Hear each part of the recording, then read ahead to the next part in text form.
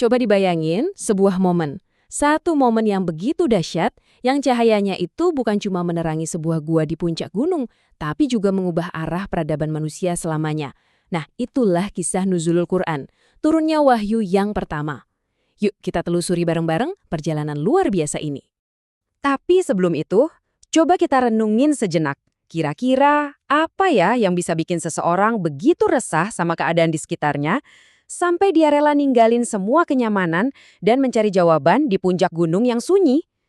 Rasa gelisah inilah yang jadi pintu gerbang dari keseluruhan kisah ini.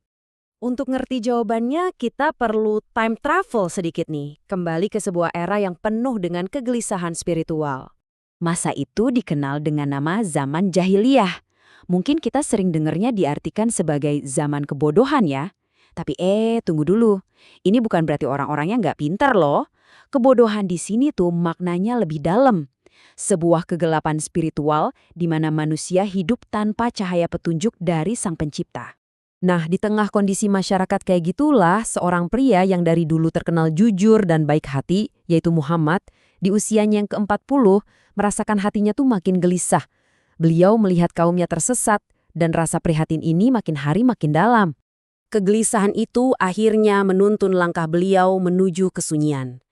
Beliau mendaki sebuah gunung bernama Jabal Nur, yang artinya, coba tebak, gunung cahaya. Keren banget kan, kayak udah takdir ya. Nah, di sanalah, di dalam Gua Hira, beliau menyendiri untuk beribadah dan merenung, mencari setitik cahaya di tengah kegelapan. Dan ya, di dalam sunyinya gua itulah akhirnya sebuah peristiwa yang ditunggu-tunggu pun terjadi. Jadi, pada sebuah malam di bulan Ramadan, pas suasananya lagi hening banget, gua yang gelap itu tiba-tiba dipenuhi cahaya. Sosok yang agung dan belum pernah beliau lihat sebelumnya menampakkan diri. Itulah malaikat Jibril, utusan Tuhan yang datang membawa firman pertama. Dan inilah kata-kata pertama yang mengguncang alam semesta. Bacalah dengan nama Tuhanmu yang menciptakan. Perintah pertamanya bukan untuk berperang, bukan untuk berdagang, tapi bacalah. Dari sinilah semuanya dimulai. Momen di mana Nabi Muhammad diangkat menjadi seorang rasul dan dimulailah era baru bagi umat manusia. Tapi tunggu dulu, Al-Quran itu nggak turun semuanya sekaligus dalam satu malam loh. Prosesnya jauh lebih unik dan penuh hikmah. Terjadi secara bertahap. Kita coba bedah yuk gimana proses luar biasa ini berlangsung. Nah, ini nih yang sering bikin bingung. Apa sih bedanya Nuzulul Quran sama Lailatul Qadar? Oke, kita pakai analogi simpel ya. Bayangin Al-Quran itu kayak perpustakaan super lengkap. Nah, Lailatul Qadar itu momen saat seluruh koleksi buku di perpustakaan itu diturunkan dari kantor pusatnya, yaitu Lauhul Mahfudz, ke cabang terdekat kita, yaitu langit dunia. Sementara Nuzulul Quran yang lagi kita bahas ini, itu adalah saat buku pertama dari perpustakaan tadi diserahkan langsung ke Nabi Muhammad di Gua Hira. Paham ya bedanya? Sama-sama malam mulia, tapi peristiwanya beda. Jadi, proses pengiriman buku satu persatu ini butuh waktu berapa lama? Jawabannya, 23 tahun. Yep, 23 tahun. Lama banget kan? Kenapa ya harus selama itu?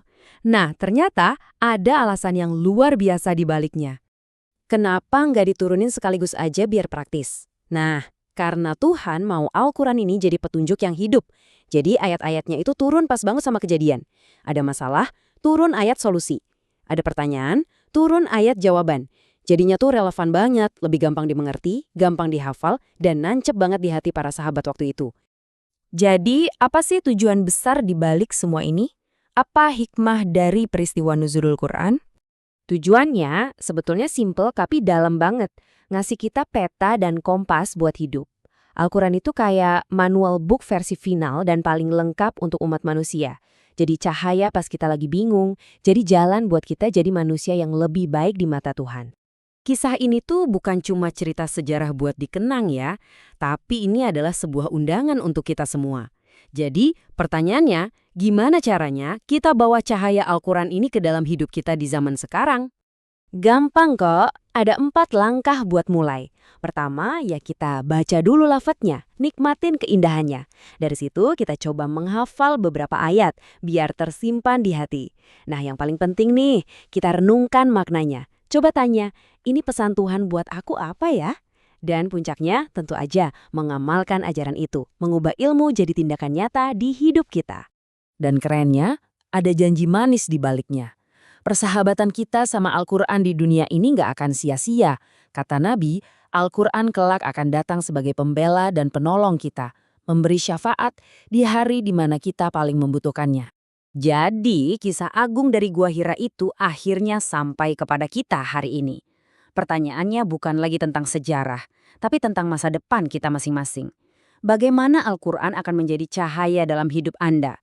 Yuk, kita renungkan jawabannya di dalam hati.